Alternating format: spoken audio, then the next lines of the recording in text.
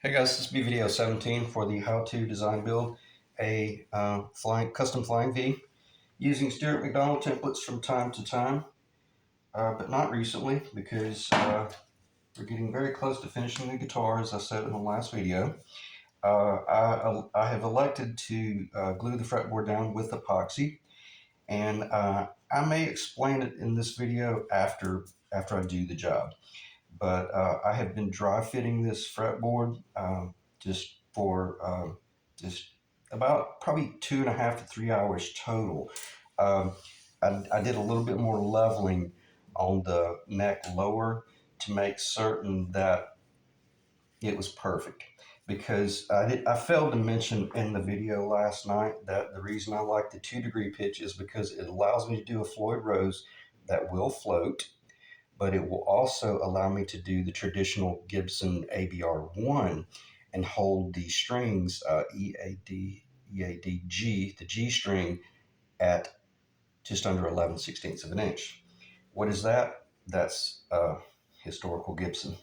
Okay, so 2 degrees is a very, very good pitch, and I'm gonna stop talking about that. I may talk about that in some future stuff, but I failed to mention that in last night's video. It wasn't so that someone could put a Floyd Rose on this guitar, because if that's all you were doing, you might end up having the traditional bridge too tall, and I mean by like a 16th of an inch, and you don't want that. So, okay, I've got 2 little pins right here. I'll show you basically after I got this nice and level, so that we've got this fretboard that has just a small amount of arc to it. There's a small hole right here and a small hole right here. All of this was done on my drill press after I had dry fit the fretboard and aligned it perfectly with that. Now I'm going to throw you a curveball here, but I aligned it such that I would be able to come in here and sand a little bit more off of this side and bring this fretboard down to the 1 11/16. I'm going to stop talking about that. So in other words, if you just measured the center of this dimension up here and the center of that dimension down there and installed it, you would be wrong, unless you wanted a really wide fretboard.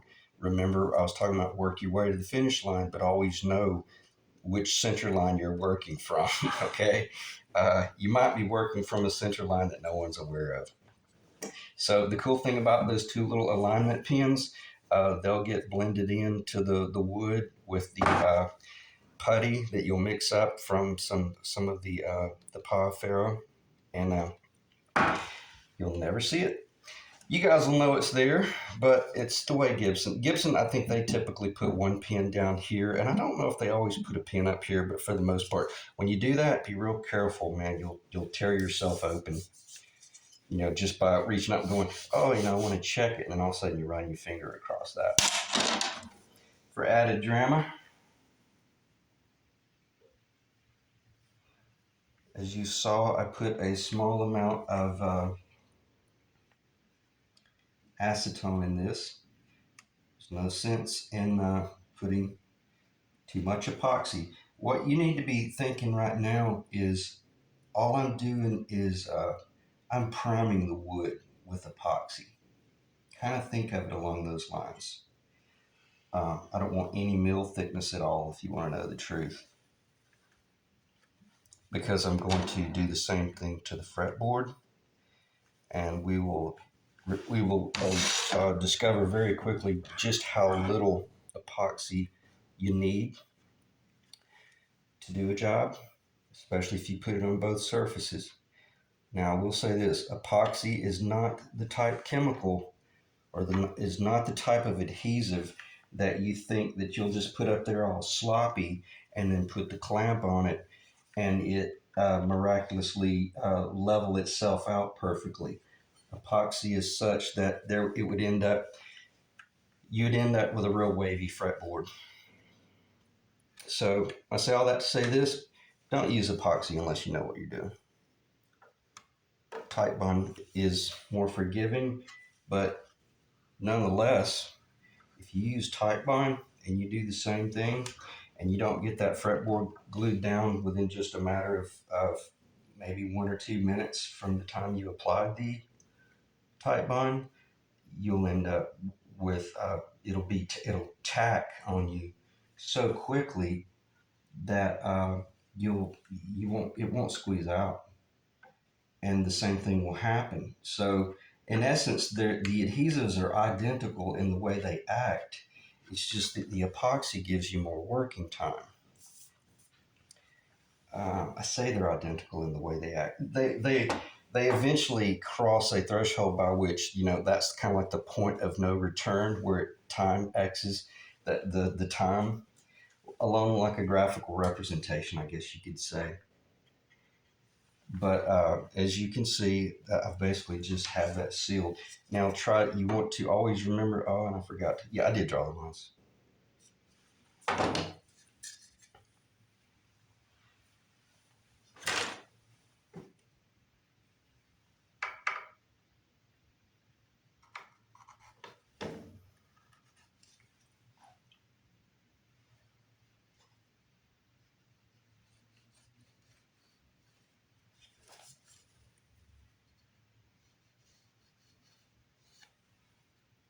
All right, a little bit more than that. Since I'm putting epoxy out there,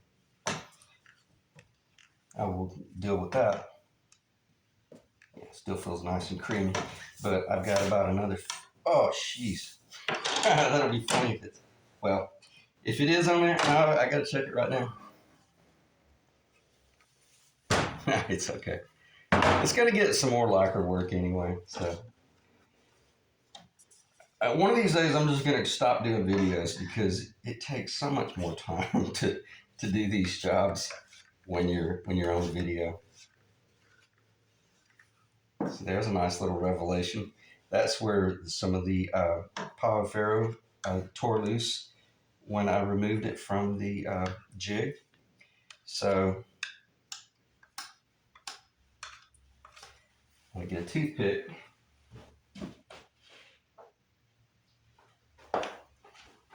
I'm gonna take a toothpick in a little while and make sure I get that out. So.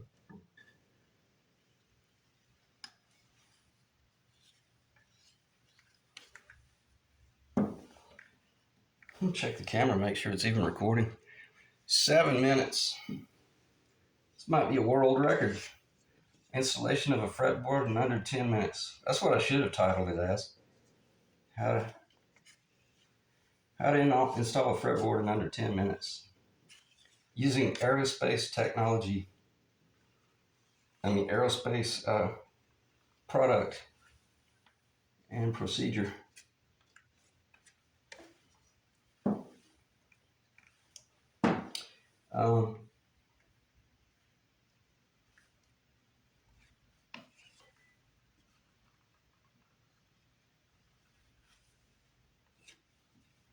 Okay, let me just do the job and just kind of look at what's in front of me. I'll clean that up in a little while with the lacquer thinner.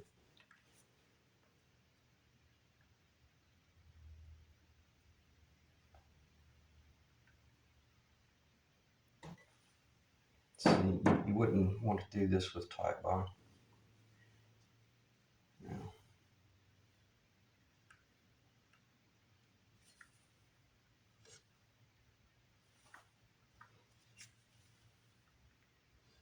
I'm sorry if that's not on the camera. I'm leveling that off, and I can't.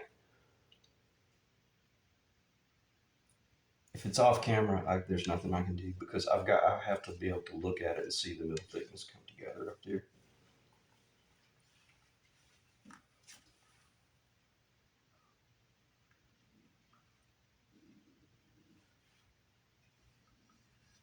Okay, so what I did, I leveled it, and then I took the putty knife and I cleaned it off a little bit. I'm just going to lay it down. I don't think I'm going to need any more epoxy, but I will need that paper in a little while to catch the squeeze out and have somewhere to put it. Should you wear gloves? Should you not wear gloves? I don't know. Yeah, you should, from a health standpoint. when I'm doing something like this, I got to feel it, and I've got to make certain that I don't have anything on my hands so that I don't start creating a mess. All right, what else could I do? Let me get mine.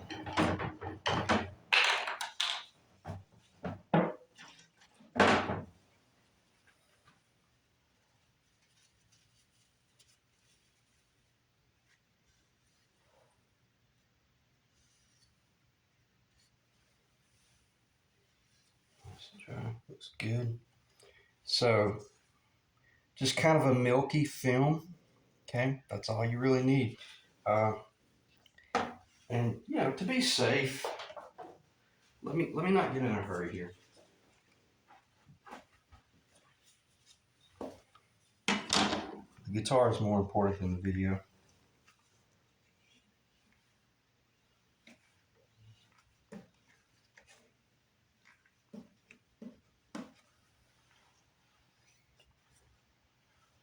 If you see that it's not milky, then be so careful doing this because you'll create a high spot right there. If you're going to rework the epoxy, I hope that's showing up, but I'm getting a really beautiful what's it called? Um, if I happen to try to think of it, a mill thickness, like a film thickness. I don't know if it's showing up on the camera, but I'm getting a. I can see that there's a really beautiful, thin, milky film there, and believe it or not, you'll get squeeze out from that. In other words, I'm not going to say it's too much because anything less than that, it probably would not be enough. So we're going to be cutting it pretty close. There's going to be very little squeeze out on this job. And the reason that's all that I have left over is because I have some dashed lines right there based on the square area of the job that I'm doing so that I could mix my epoxy as accurate as possible, because this is the last thing that you would want to uh, end up being ever so short on your materials and having to try to mix some there at the end. And one way you could do this is just guess at it, and I hit it right on. But the most important thing is that you're looking down at the 18th fret, and there won't be any, squeezing or pushing. And the only thing I am going to do, well, no, there will be. I will. Let me just do the job. That way you can see what I do. Uh, I know I'm in my. I forgot to do. I was running my mouth. I forgot to take that toothpick. I'll clean it up in a little while with the lacquer thinner. Yeah, I'll clean it up in a little while. It's always something. So basically, right here, did you see how it was bowed up? And then when I pressed down, oh, well, I'm glad I did that on camera because that's another reason why I like the epoxy. It, as soon as it makes contact, it creates like a little vacuum seal. Now, I'm not saying trust that. Keep your hand on it. This is not something that you would want to turn loose, especially. God, my head just dropped when I even thought of the concept, especially if it was tight bond or if it were tight bond. Um, God, man, I mean, because tight bond is not something that you would glue together, pull apart. Once that air hits that glue a first time after it's been sealed, in other words, once it's been denied the air, and then you take the parts apart. Now, some of us know we want to do that for certain things because it speeds up the dry time, but it wouldn't be wise to do that at the expense of um, the surface. Okay, if there's anything that's critical here that should be considered or thought about, we're just connecting two dry surfaces that we know are machined perfectly level. The lower and then the back of this pod Pharaoh, or however you pronounce it, Marcos. uh, and then Steve had a good point. He was in the last video. He's like, "Wow, I thought you should put the frets in after the fretboard went down." 95% of the time, you're exactly right. But if you've got a jig that you trust and you're able to do it on the jig, knowing that the surface that it will be glued to will be just as flat as the jig, then you're fine to do pretty much the whole fretboard. Even I wouldn't polish it, but I did level them ever so slightly just to make certain that nothing was crazy, like that one that was high and there was one that was low. Well, I got them straightened out. I wouldn't want that to be okay. Hear me out for a second. If you had a high fret that you didn't address, when you come in here and you put the clamp down, what do you think is going to happen?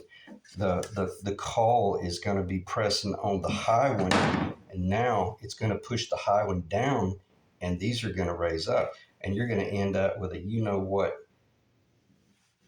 cattywomp. Okay, does that make sense? Start with a flat surface, glue up with a flat surface. When I pull this off, I'll have a perfectly flat center line that will not be the problem. If there is an issue somewhere, it'll be something else. But fortunately, the last 3 guitars that I've built them exactly this way using the epoxy. And when I pulled them off, the only work I was doing on the fretboard was just very gentle polish work, where I taped off all the fretboard and got out my different grits of paper and my little rotary tools and my jeweler's rouge and things like that. These things will shine, like they will be shining like a ring, like a brand new ring, and they will be slippery, slippery. All right, so let's check a job.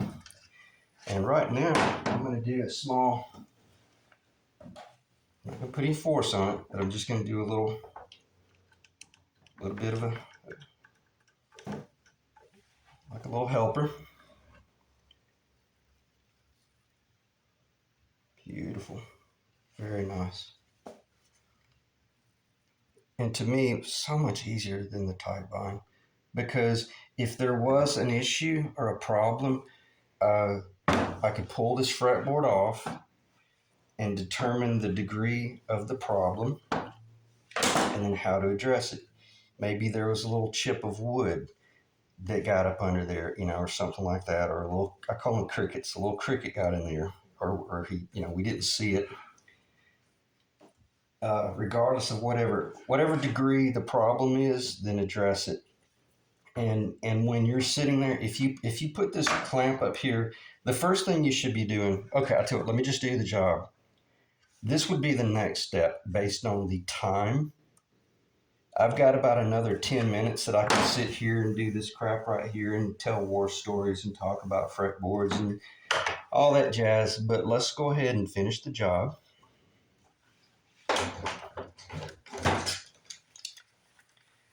And I'll try to remember what I was gonna start talking about. This is basically just a helper clamp, but with a little bit more control. Oh, I know what I was going to talk about.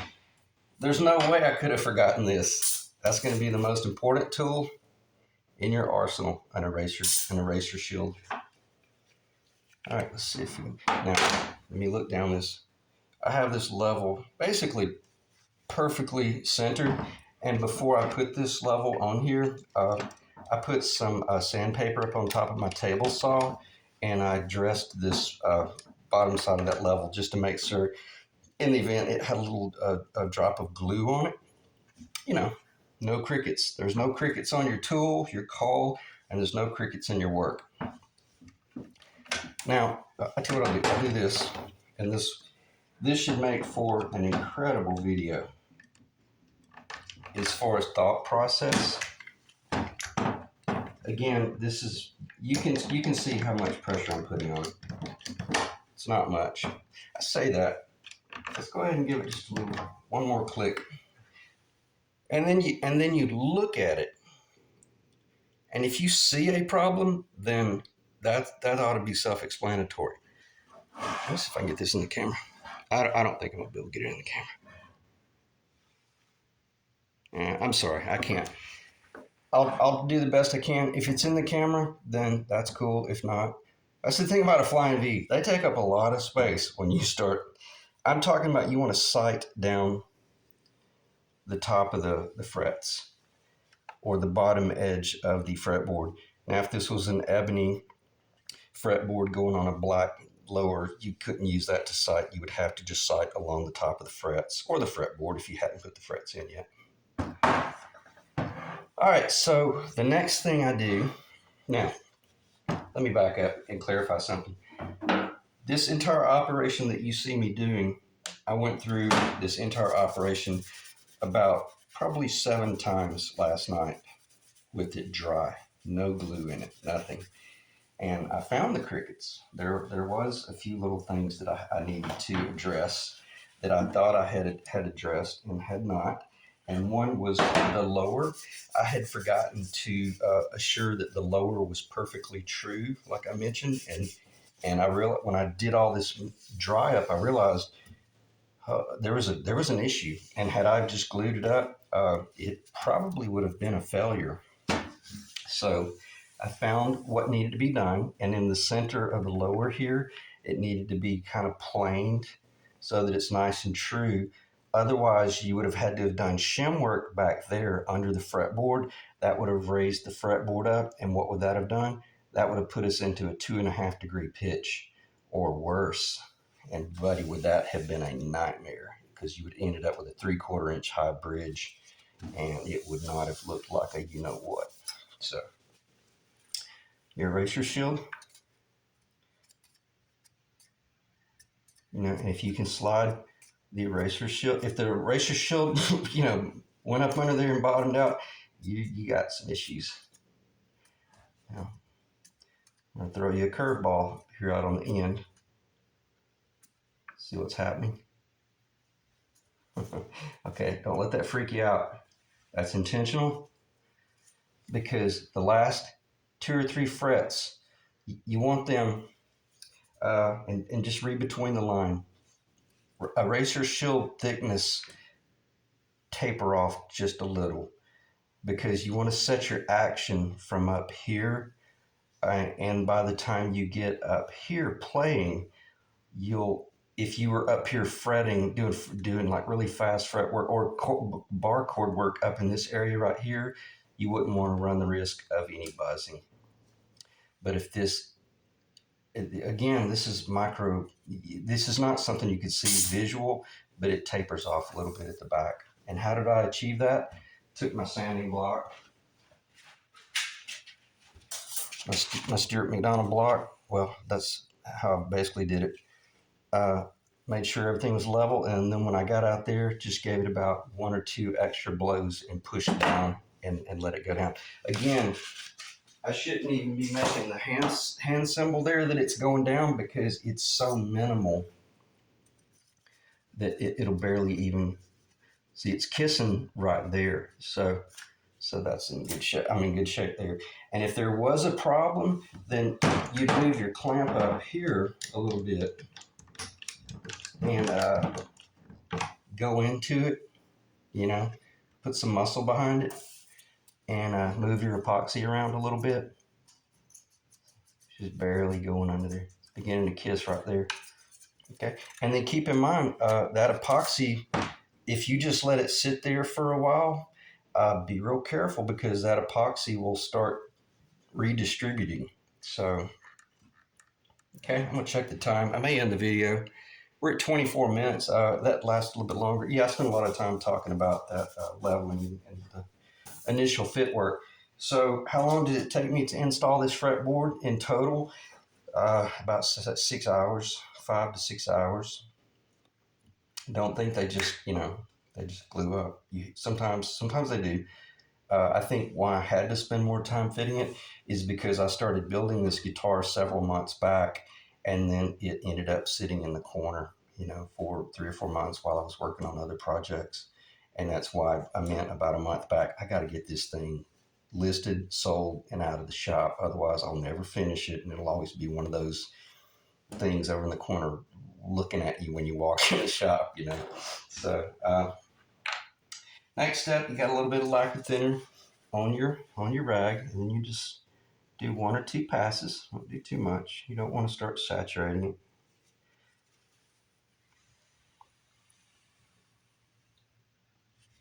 I hope that makes sense about diving the